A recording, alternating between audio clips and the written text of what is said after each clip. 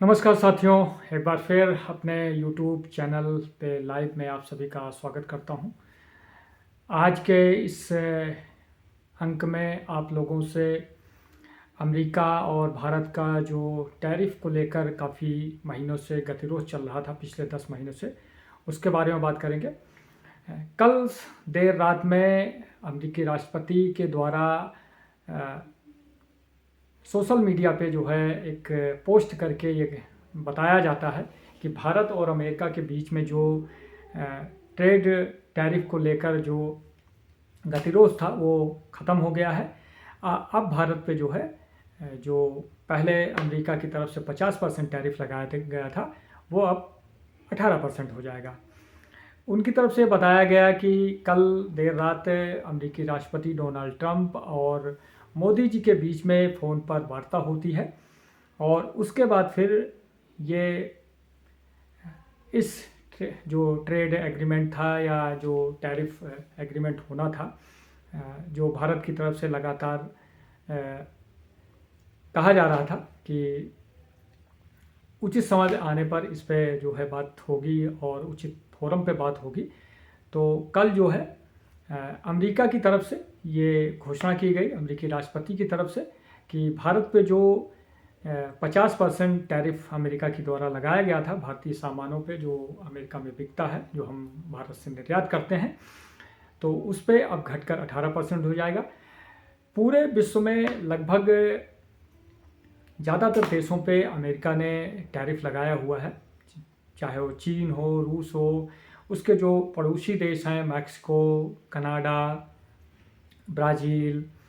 या फिर यूरोपीय देश हैं, लगभग सभी पे अमेरिका ने टैरिफ लगाया हुआ है, क्योंकि वो अमेरिका में इंडस्ट्री को बढ़ावा देना चाहते हैं, अमेरिकी व्यापार को बढ़ावा देना चाहते हैं। अमेरिका ग्रेट का नारा देते हैं और जब से वो दोबारा राष्ट्रपति बन के आए हैं वो लगातार अलग अलग देशों पे टैरिफ के द्वारा जो है दबाव बनाते रहे हैं। भारत अमेरिका को बहुत सारा सामान जो है भेजता है और हमारा जो ट्रेड है वो अमेरिका के साथ सरप्लस है। जैसे हम चीन से मंगाते हैं तो चीन का भारत के जो ट्रेड है वो सरप्लस है, उसी तरह अमेरिका के साथ जो भारत का ट्रेड था वो सरप्लस था, क्योंकि हम उनको ज़्यादा बेचते हैं और उनसे कम खरीदते हैं। लगभग भारत 80 अरब डॉलर से ज़्यादा हर साल अमेरिका को चीज़ें सप्लाई करता है, अलग अलग कंपोनेंट, खाद्य पदार्थ, मशीनरी और ऊर्जा के सामान या पेट्रोलियम पदार्थ, बहुत सारी चीज़ें हैं जो हम उनको सप्लाई करते हैं। कपड़े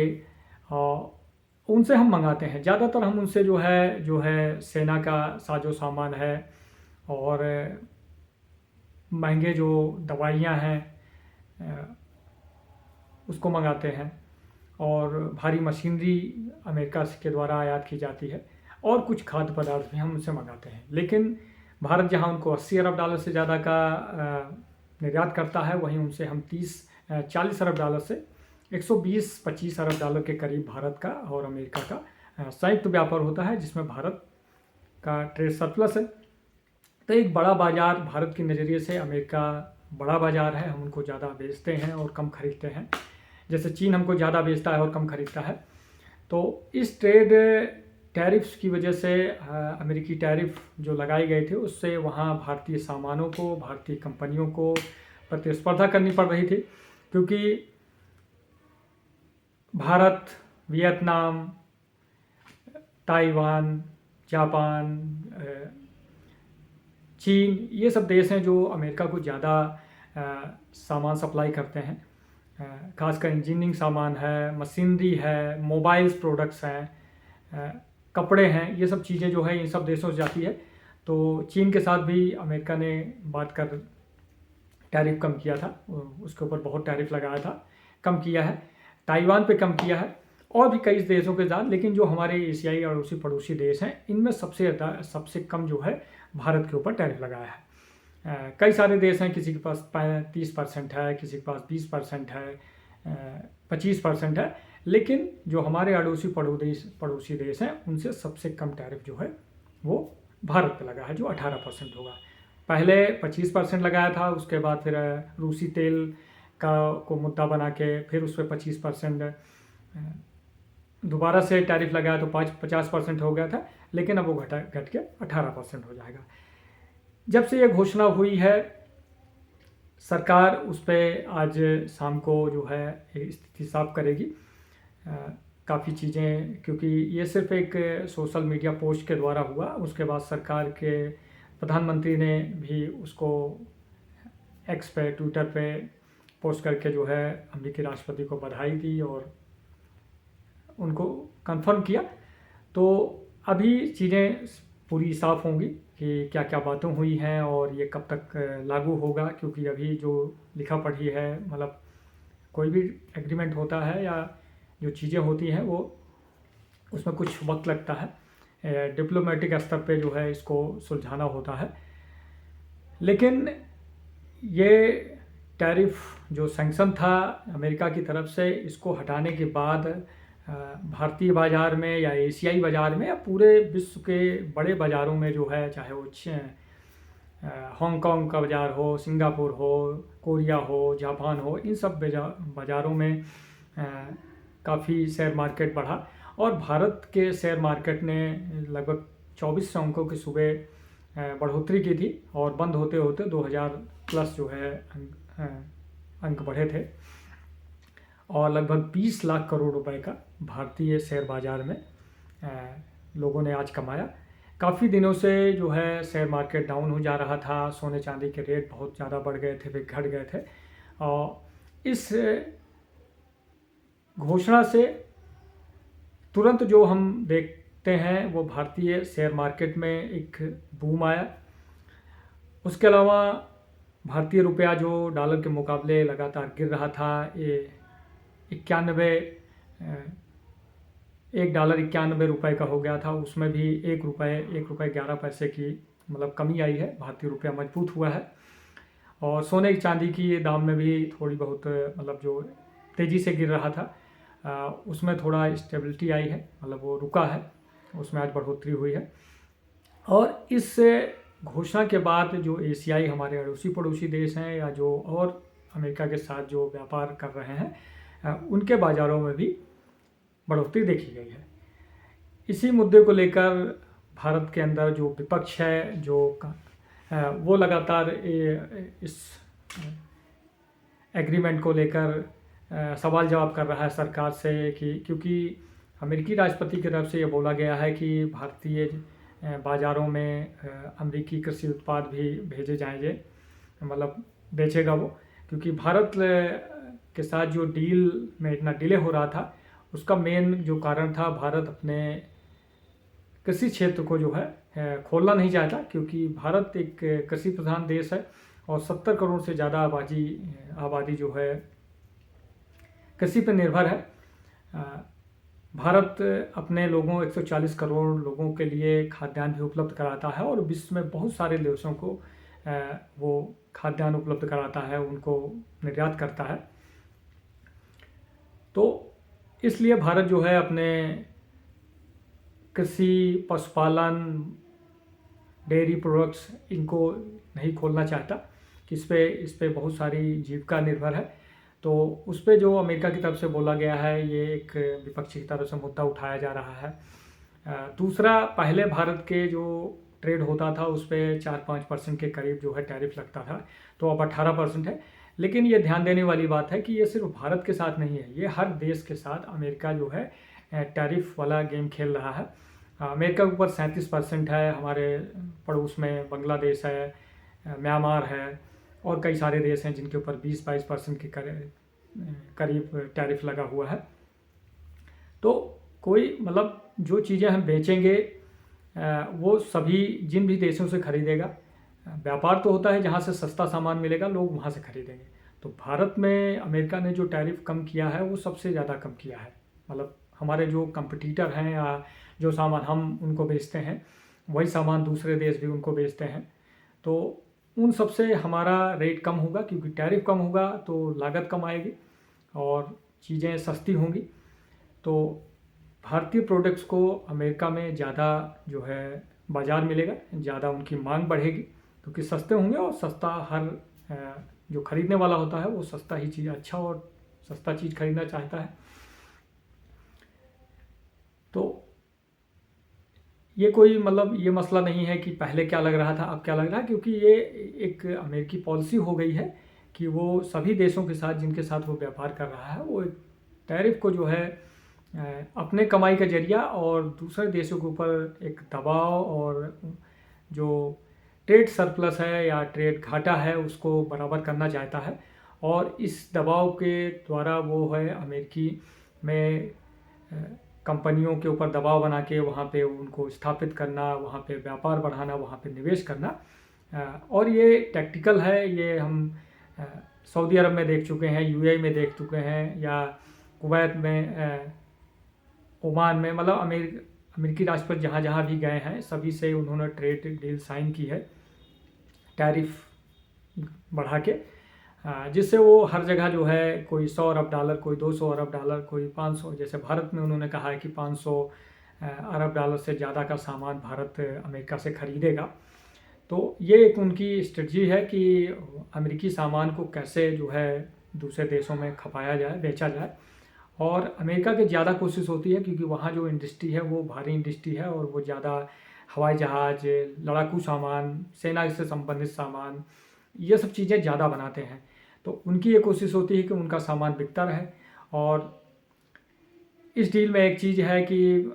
जो घोषणा अमेरिकी राष्ट्रपति के द्वारा की गई है कि भारत अब रूस से तेल नहीं खरीदेगा, इस पर भी सरकार का वक्तव्य आना है। रूस की तरफ से साफ कर दिया गया है कि भारत और रूस के जो संबंध हैं वो सिर्फ तेल को लेके नहीं है। भारत और रूस के संबंध पिछले 70 सालों में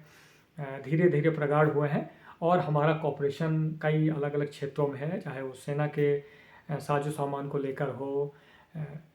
लड़ाकू लड़ाकू विमान हो, टैंक्स हों, पनडुब्बियाँ हों, या भारत के परमाणु ऊर्जा में जिस तरह का रूस का सहयोग है, या हम किसी क्षेत्र में जिस तरह का सहयोग कर रहे हैं उर्वरक को खरीदने को लेकर। तो सिर्फ जो है तेल को लेकर जो है अमेरिका मतलब रूस के साथ भारत के संबंध नहीं प्रगाढ़ हैं, बल्कि अलग विस्तृत क्षेत्रों में और काफ़ी बृहद क्षेत्र को कवर करता है भारत और रूस का संबंध। अगर तेल की सप्लाई, क्योंकि पिछले कई महीनों से भारत ने लगातार जो है अपने तेल खरीद को विविधता ला रहा है और अलग अलग देशों के साथ वो तेल खरीदता है। ज़्यादातर हम मिडिल ईस्ट से खरीदते हैं, चाहे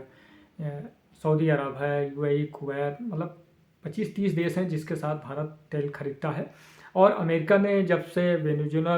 पे एक तरह से कंट्रोल किया है तो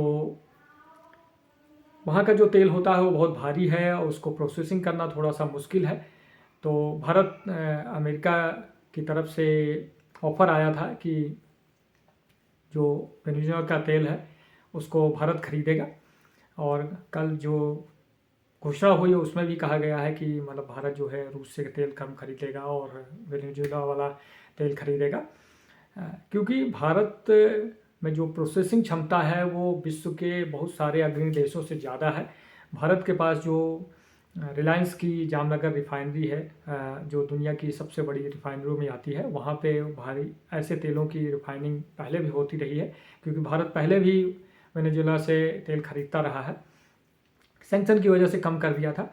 तो भारत अपनी ऊर्जा ज़रूरतों को, ऊर्जा सुरक्षा को सुनिश्चित करने के लिए जहाँ से भी सस्ता, सुलभ और निर्बाध आपूर्ति सुनिश्चित होगी वहाँ से वो खरीदना जारी रखता है। ईरान से हम खरीद रहे थे लेकिन सैंक्शन की वजह से कम कर दिया और बहुत कम कर दिया। तो इस ट्रेड टैरिफ एग्रीमेंट से भारत और रूस के जो संबंध हैं वो ना तो बिगड़ने वाले हैं ना कम होने वाले हैं। हाँ, तेल खरीद थोड़ी कम ज़्यादा हो सकती है, तो हम दूसरी चीज़ें उनसे खरीदेंगे। हम S-400 उनसे खरीद रहे हैं, S-500 की बात चल रही है,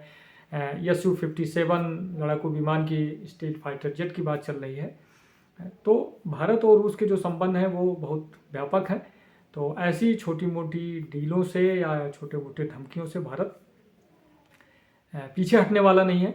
अगर ऐसा होता तो पिछले 10 महीने से लगातार अमेरिकी प्रशासन ट्रंप की तरफ से भारत पे दबाव बनाया जा रहा है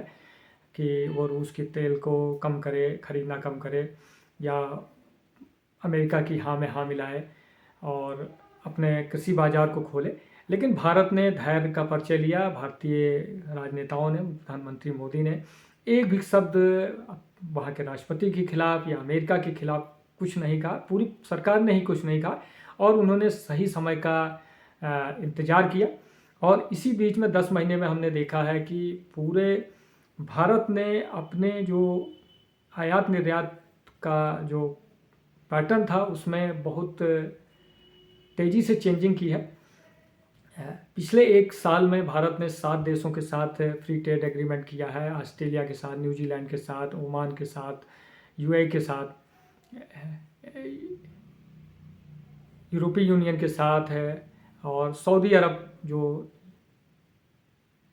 उसके साथ और भी कई देश हैं जिनसे बातचीत चल रही है।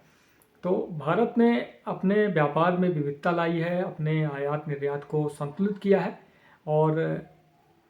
अमेरिकी टैरिफ लगने के बाद ये देखा गया कि भारत के ऊपर ज़्यादा दबाव होगा, भारत रोएगा, चिल्लाएगा या भारत मिन्नतें करेगा अमेरिका के साथ। तो भारत ने चुप्पी साध ली और धीरे धीरे अपने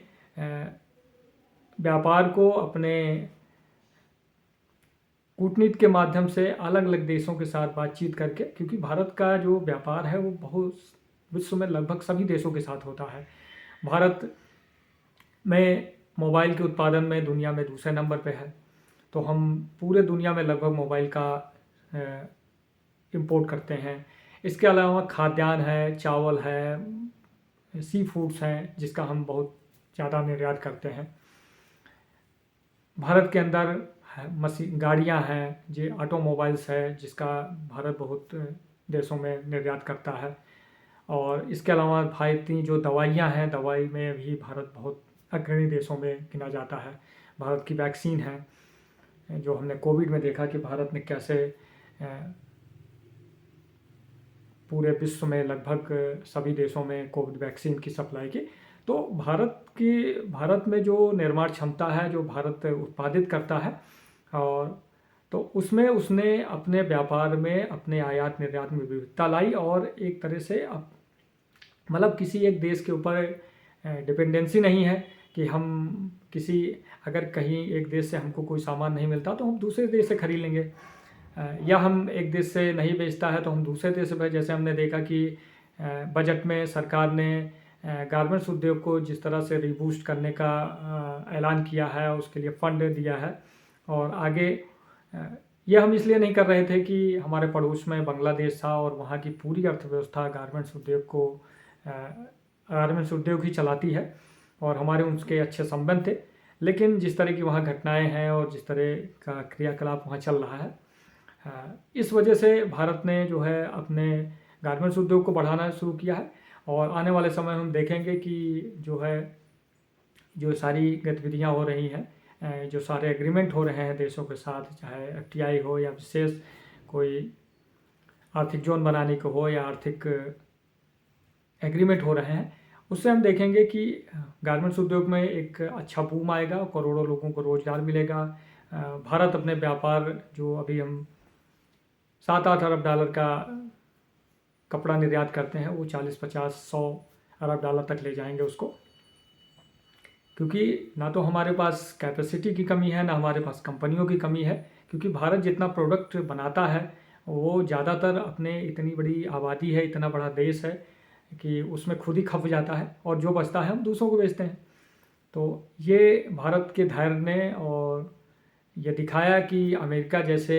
शक्तिशाली देश को भी नीचे लाया जा सकता है, मतलब उसको बातचीत के टेबल पे लाया जा सकता है। और ये भारत ने कर दिखाया। जो मैंने इसमें एक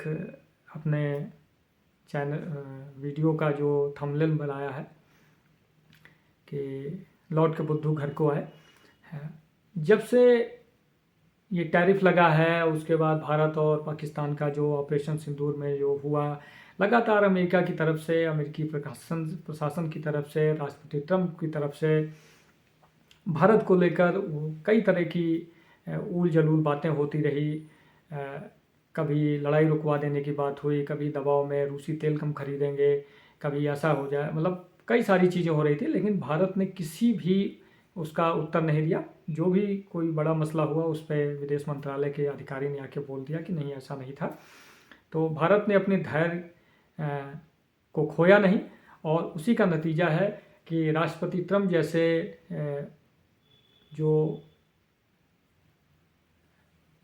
कब क्या बोल जाएं और कब क्या कर दें, जो स्थिर, एक तरह से स्थिर नहीं रहते, क्योंकि डिप्लोमेटिक रिलेशन में और विदेश नीति में ऐसे कम ही देखने को मिलता है कि कोई राष्ट्राध्यक्ष इस तरह की उल जलूल हरकतें करे। तो उसको भी काउंटर किया जा सकता है, उसको भी बातचीत के टेबल पे लाया जा सकता है, और उसको भी अपने हिसाब से डील साइन की जा सकती है। तो भारत और अमेरिका के बीच में जो टैरिफ को लेकर पिछले 10 महीनों से जो विवाद चल रहा था, उसका एक तरह से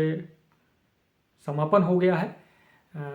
अब इसमें आगे चीज़ें साफ़ होंगी, सरकार की तरफ से चीज़ें साफ़ की जाएंगी, और सरकार की तरफ से ये बोला भी गया है कि कृषि क्षेत्र को भारत ने नहीं खोला है अमेरिका के लिए। कुछ चीज़ें हैं जो हम उनसे आयात करते हैं, कृषि, खासकर वो हमको मक्का उक्का ज़्यादा बेचना चाहते हैं, या पोल्ट्री जो डेयरी प्रोडक्ट्स हैं, दूध वूध बेचना चाहते हैं, जिसमें वो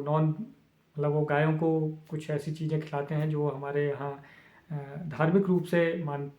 सही नहीं है। तो इस वजह से भारत उसको वैसे भी नहीं खरीदेगा, और लोग उसको खाना भी पसंद नहीं करेंगे। तो भारत सरकार की तरफ से बोला गया है कि मतलब हमने डेयरी और कृषि को नहीं खोला है। हाँ, जो चीज़ें हमारे यहाँ नहीं होती, जैसे ड्राई फ्रूट्स हैं, फल हैं, कुछ ऐसे जो भारत में कम उत्पादित होते हैं, तो उसको हम अमेरिका से आयात करते हैं। तो वो चीज़ें आती रहेंगी, और उनकी चीज़ें हम ज़्यादा मात्रा में खरीदेंगे तो सस्ती भी पड़ेंगी। और इसके अलावा भारत अमेरिका से रक्षा साजो सामान बहुत सारा खरीदता है, खासकर ड्रोन टेक्नोलॉजी और ये सब चीज़ें, या छोटे छोटे जो मिसाइलों के टेक्नोलॉजी है, या फिर हमने अपाचे या चिनूक जैसे हेलीकॉप्टर और बड़े माल ढुलाई के लिए जहाज़ खरीदते हैं। तो वो सब चीज़ें खरीदी जाएंगी और उसमें तेज़ी आएगी, क्योंकि भारत में जो तेजस विमान बन रहा है उसका इंजन हम अमेरिका से खरीद रहे हैं, और इस डील की ट्रेड के टैरिफ की वजह से इसमें डिले भी हो रहा था और काफ़ी संशय भी था। तो इस डील के होने से, इस टैरिफ को घटने से भारत और अमेरिका के संबंध जैसे थे बहुत ज़्यादा हानि हो गई थी, और ये लग रहा था कि भारत और अमेरिका के संबंध पहले जैसे होंगे या नहीं होंगे, क्योंकि पिछले कुछ वर्षों में भारत और अमेरिका के संबंध काफ़ी प्रगाढ़ हुए थे, और लगातार हमारा ट्रेड भी बढ़ता जा रहा था। और आने वाले समय में जो है इसको 120 अरब डॉलर से लेकर 200, 250, 500 अरब डॉलर तक ले जाने का प्रयास था दोनों देशों का। तो इस डील के होने से ये चीज़ें फिर से स्टार्ट होंगी, और ये आपसी संबंधों को फिर से, क्योंकि भारत और अमेरिका दोनों लोकतांत्रिक देश हैं, और दोनों की समझ और दोनों के हित बहुत सारे जुड़े हुए हैं। क्योंकि अमेरिका को ये पता है कि बिना भारत के वो इंडो पैसिफिक रीजन में, या फिर चाइना को काउंटर करने में, या फिर जो मिडिल ईस्ट की जो सिचुएशन है उसको स्टेबल करने में, बिना भारत की मदद से अमेरिका उस तरह की चीज़ें नहीं कर पाएगा जैसे वो करना चाहता है। या भारत को भी अमेरिका की ज़रूरत है, क्योंकि उसके अड़ोस पड़ोस में जैसे हालात हैं, या फिर चाइना को लेकर जैसे भारत आगे बढ़ रहा है, तो उसमें भारत को भी अमेरिका की ज़रूरत है। तो दोनों ने समय को, चीज़ों को समझा और फिर इसको फाइनल स्टेज पर ले आए। तो भारत और अमेरिका के बीच में जो ये टैरिफ को लेकर जो गतिरोध था वो ख़त्म हुआ, और लौट के बुद्धू घर को आए। तो चरित्रार्थ हुआ, क्योंकि भारत जैसा देश जो दुनिया की चौथी अर्थव्यवस्था है और 140 करोड़ की आबादी भारत में निवास करती है, और भारत कई मामलों में यूरोपीय देशों को भी मामलों में पीछे छोड़ता है। खासकर हम डिजिटल इंडिया की बात करते हैं या फिर यूपीआई पेमेंट को ले लें, या बैंकिंग सेक्टर में जैसे हमने इनोवेशन किए हैं, या हम DRDO इसरो जैसे हमारे नई नई टेक्नोलॉजी की विकास कर रहा है और खोज कर रहा है, या हम चिप मेकिंग में जिस तरह इनोवेशन कर रहे हैं या उसको आगे बढ़ा रहे हैं। मतलब एक तरह से भारत आने वाले 5 से 10 सालों में जो भारत का परिवर्तन होना है और भारत की जो एक नींव मजबूत होनी है, या जो भारत अपनी नींव को और ज़्यादा सुदृढ़ मजबूत कर रहा है हर मामले में, चाहे वो इंफ्रास्ट्रक्चर के मामले में हो, चाहे वो रक्षा क्षेत्र को लेकर हो, या मेक इन इंडिया प्रोग्राम से अलग अलग चीज़ों में निर्माण हो, या सेना के साजो सामान को जिस तरह भारत बना रहा है और निर्यात कर रहा है अलग अलग देशों के साथ, या ऑटोमोबाइल्स हो गया, दवाइयों का उत्पादन हो गया, या हम अंतरिक्ष क्षेत्र में जैसे और कई सारे छोटे देशों का, बड़े देशों का भी हम सैटेलाइट लॉन्च कर रहे हैं, उनको मदद कर रहे हैं। तो आने वाले 5-10 साल जो भारत के लिए हैं वो बहुत ही युगांतरकारी परिवर्तन हो सकता है, और यही आगे चल के जो 2047 में प्रधानमंत्री मोदी और सरकार का ये कहना है कि हम विकसित राष्ट्र की श्रेणी में विकसित राष्ट्र बनेंगे, तो यही 5-10 साल हैं जो इसको और तेज़ी से आगे बढ़ा के, और कितनी जल्दी हम वो अचीवमेंट करते हैं और कितनी जल्दी हम विकसित राष्ट्र की श्रेणी में आते हैं, वो यही 5-10 साल और यही सारे एग्रीमेंट और यही सारी आर्थिक गतिविधियाँ जो है हमको आगे विकसित राष्ट्र की श्रेणी में ले जाएंगे। तो आज के लिए इतना ही। ये मेरा YouTube चैनल है, आप लोग इसको ज़्यादा से ज़्यादा लाइक करिए, सब्सक्राइब करिए, शेयर करिए। तो आज अंक में आप सभी का जुड़ने के लिए बहुत बहुत धन्यवाद। जय हिंद, जय भारत।